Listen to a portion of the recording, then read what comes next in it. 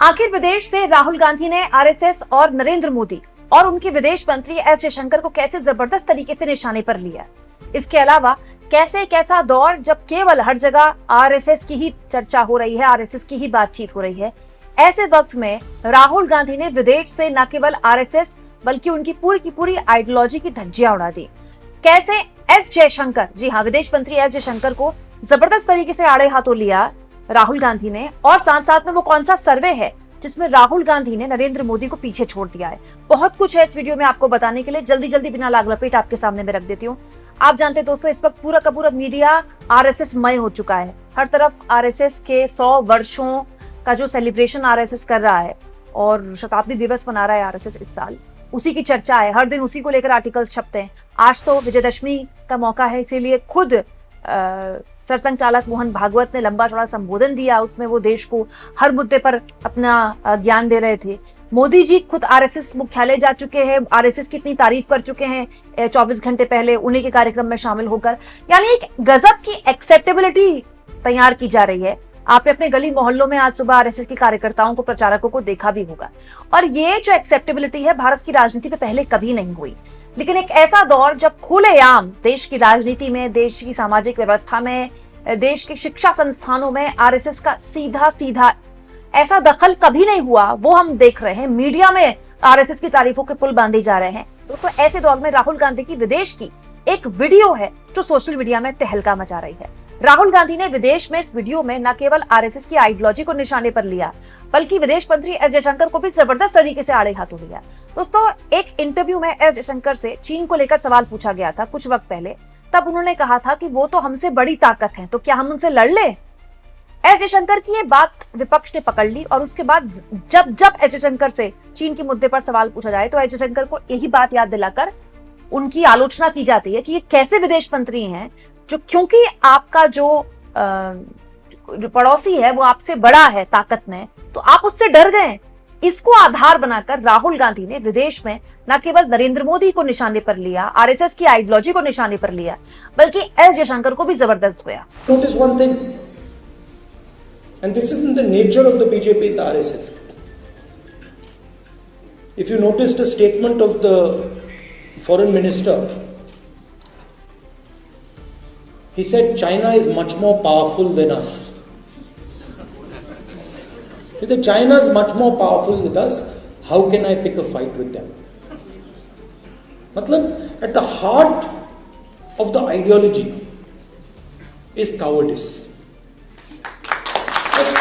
अगर वो मुझसे कमजोर है, अगर वो मुझसे कमजोर है, तो मैं अपने 5-10 मित्रों के साथ उसको पीट दूंगा। मगर अगर वो आरएसएस वालों से तगड़ा है तो भी भाग जाते हैं। और सावरकर ने अपनी किताब में लिखा है, अगर आपने पढ़ी हो, उनकी किताब है, उसमें लिखा कि एक दिन उन्होंने और उनके 5-6 मित्रों ने एक मुसलमान व्यक्ति को पीटा और उस दिन उनको बहुत खुशी हुई। तो देखिए, अगर 5 लोग एक आदमी को पीटते हैं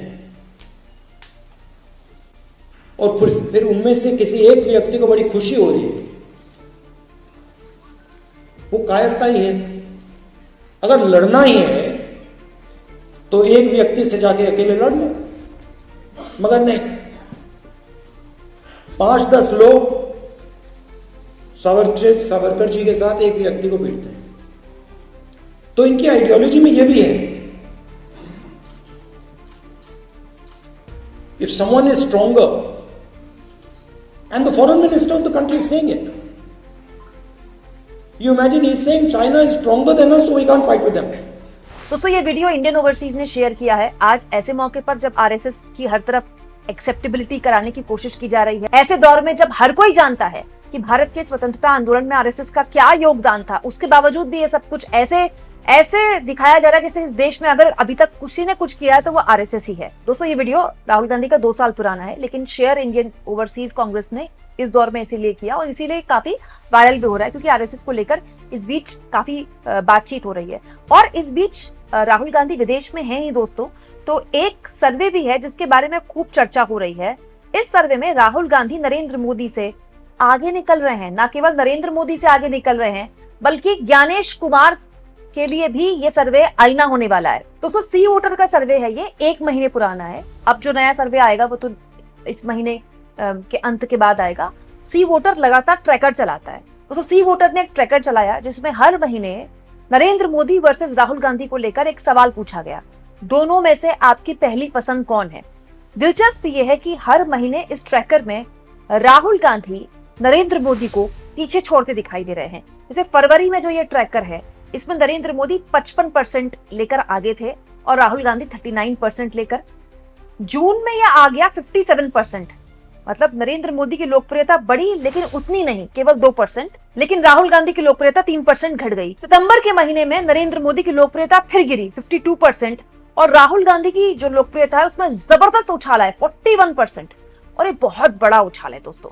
मतलब आप सोचिए, जून से सितंबर के बीच में इतना जबरदस्त बदलाव आ गया कि राहुल गांधी और नरेंद्र मोदी जिनके बीच फरवरी में इतना जबरदस्त फासला था, वो फासला लगातार कम हो रहा है।